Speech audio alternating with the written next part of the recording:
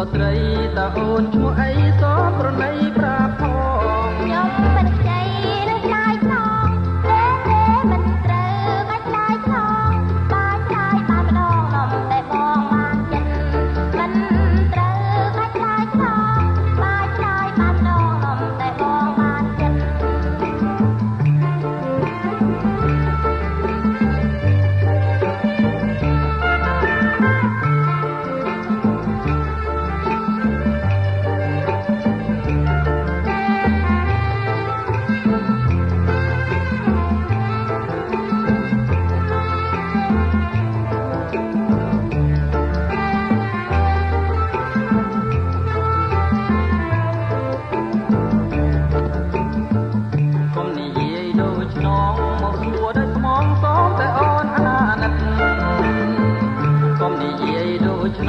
បងសួរដោយស្មងសោកតែអូនអាណិត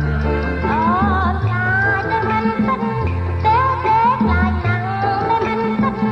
លងមកឲ្យបងចិត្តព្រោះតែក្តីឆ្ងាយណាខ្លាចណាស់តែមិនគិត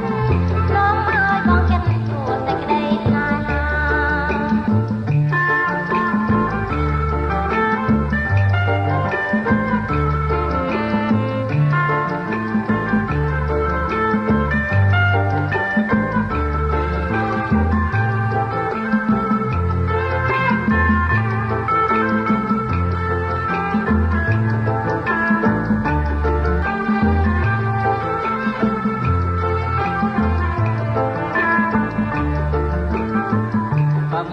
ចិនបងទាំងសា5ខ្នងមានទាំងប្លង់តុងត្រា